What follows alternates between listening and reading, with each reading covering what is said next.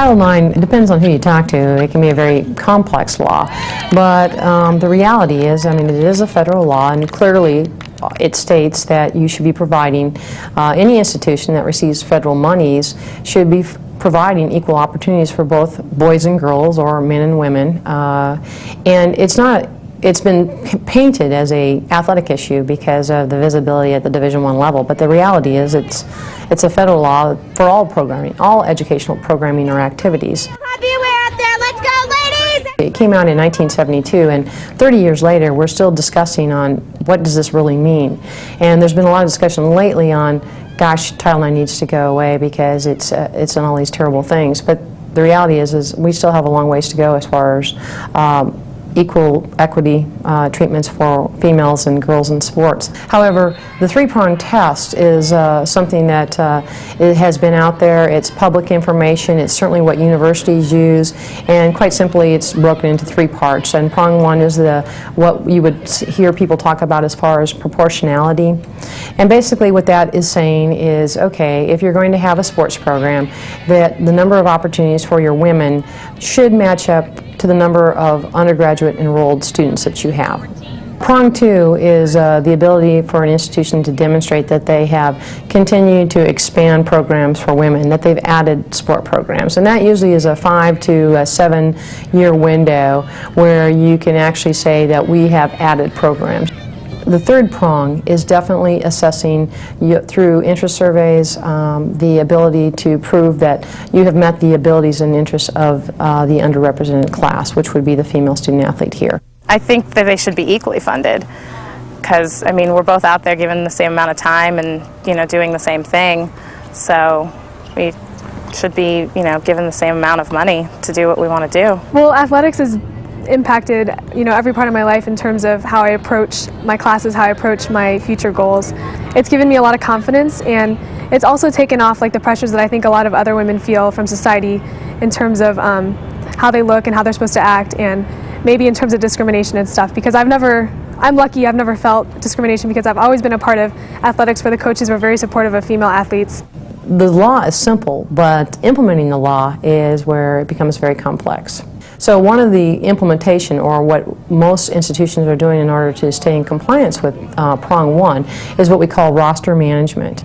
And that's something that most male coaches would be concerned about, and male coaches and administrators, because we don't like it either, okay? We don't like the fact that we have to limit the number of opportunities for student athletes to participate. What is happening is, because we're now going to a roster management situation where the women's team and the men's team in basketball need to have equal amount of participants, to me that's okay, but the problem philosophically is we're keeping some men who just want to be part of the experience and participate in a program. They're not being allowed to because there's not enough women that want to. It's not like we're saying the women can't and the men can. The women don't want to. They're choosing to not participate. And so if they have 16, we have to have 16, even though we could keep 25 because we have men that want to participate and the women don't.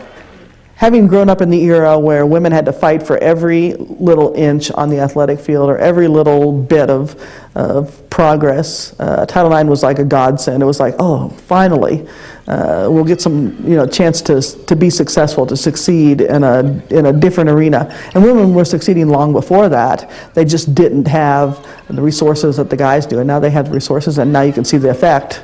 When it comes down to it, I'm having an awesome experience. I feel fortunate to be here. I'm lucky to be here for the academics, and it's just another plus to be able to play on the tennis team.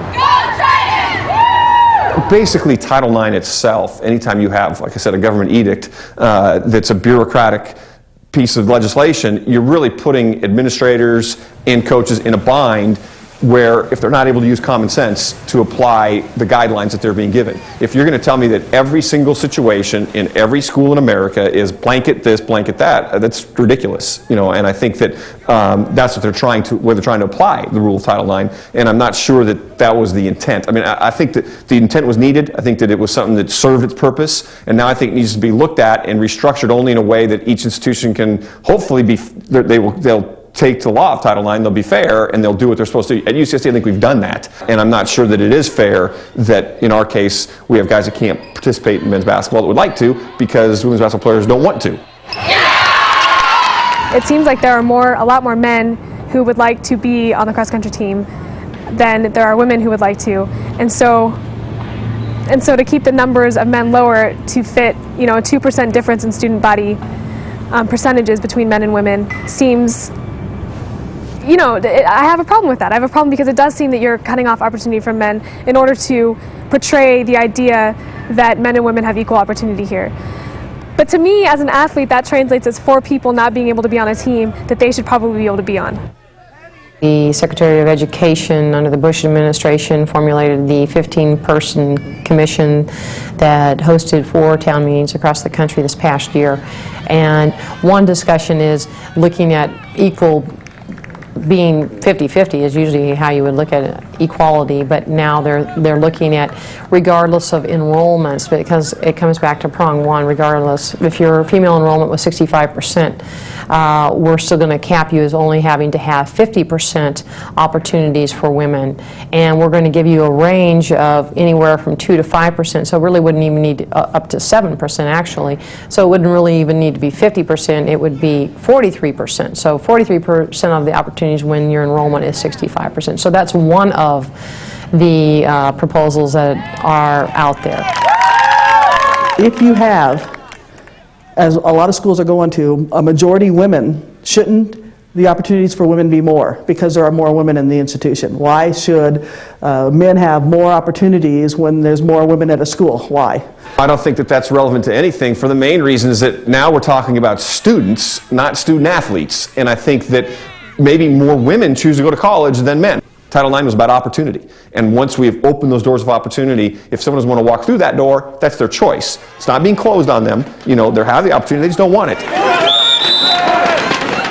Schools that have men's football want to have 200 people on the roster, 200 guys on the roster, and they don't want to have to balance that. They don't want to have to give up any of that, any of those guys, because if they give them up, then some other school's going to get them, and so they only get scholarships for 85, but they still have 200 kids on the roster. Well, if they gave up 15 scholarships, they could fund the sports that have been eliminated, like men's wrestling and men's volleyball. Wrestling programs are being axed, and they're being axed under the guide of Title IX. And the reality is, it's a budgetary decision being made, and the athletic directors are saying, sorry, we're cutting your sport because we have to fund football, we have to fund these other sports.